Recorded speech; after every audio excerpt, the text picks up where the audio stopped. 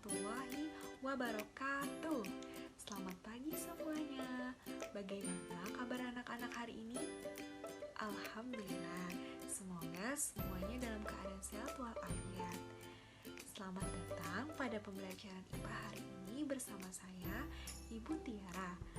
Nah, sebelumnya Ibu mau bertanya nih, apakah kalian semua sudah siap untuk belajar hari ini? Good, excellent.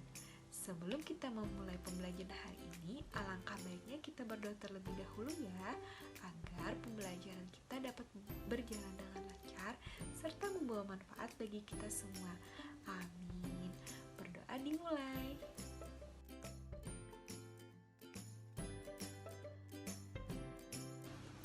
Nah, setelah kalian mengamati tayangan video pada awal pembelajaran tadi, apa menurut pendapat kalian mengenai video tersebut? Seperti yang kita ketahui, negara Arab Saudi adalah negara yang beriklim panas tropik. Lalu, mengapa dapat terjadi salju ya? Pasti bingung. Nah, untuk mengatasi kebingungan ini, yuk kita pelajari bersama-sama ya.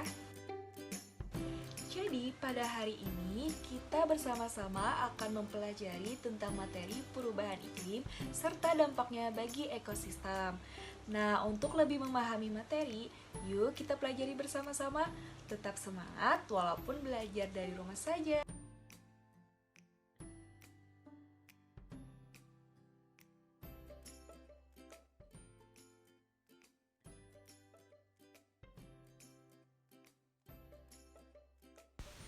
Apakah itu perubahan iklim? Secara sederhana, perubahan iklim diartikan sebagai perubahan signifikan dari iklim, suhu udara, dan curah hujan dalam periode waktu dasawarsa hingga jutaan tahun. Adapun proses perubahan iklim terbagi menjadi dua, yaitu yang pertama pemanasan global. Pemanasan global diakibatkan oleh konsentrasi gas rumah kaca seperti karbon dioksida, metana, nitrogen, dan lain sebagainya meningkat. Kemudian, lapisan atmosfer semakin tebal, sehingga panas bumi yang terperangkap di atmosfer semakin banyak, dan itu mengakibatkan meningkatnya suhu di bumi. Yang kedua yaitu meningkatnya gas rumah kaca yang disebabkan dengan beberapa faktor antara lain pembakaran menggunakan bahan bakar fosil pada kendaraan bermotor, deforestasi atau penggundulan hutan, kegiatan peternakan dan pertanian, penggunaan CFC untuk lemari es dan AC, dan penggunaan aerosol untuk pengharum ruangan dan obat nyamuk. Seperti yang kita ketahui, perubahan iklim terjadi akibat naiknya gas-gas rumah kaca seperti gas karbon dioksida atau CO2 di atmosfer bumi. Kadar gas rumah kaca semakin meningkat disebabkan beberapa faktor antara lain. Yang pertama, semakin meningkatnya penggunaan bahan bakar fosil pada aktivitas manusia. Yang kedua, pembakaran hutan. Yang ketiga, meningkatnya gas produksi pada limbah organik dan lain sebagainya. Meningkatnya gas rumah kaca akan mempengaruhi kadar panas di bumi.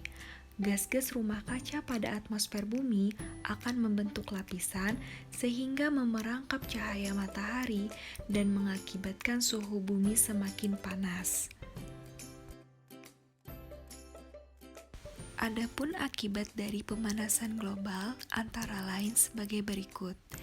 Yang pertama, kenaikan muka air laut hingga wilayah pantai berkurang. Yang kedua, meningkatnya suhu di beberapa daerah.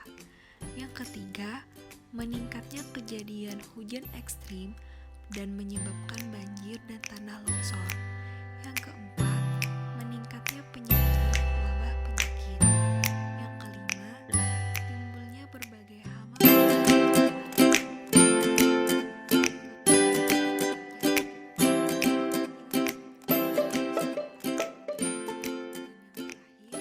Mencairnya es di kutub utara dan lain-lain sebagainya.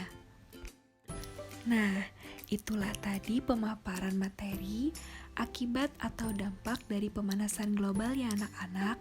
Semoga dapat dipahami. Selanjutnya kita akan membahas tentang cara menanggulangi dampak dari perubahan iklim. Adapun cara untuk menanggulangi dampak dari perubahan iklim adalah dengan melakukan hal-hal berikut.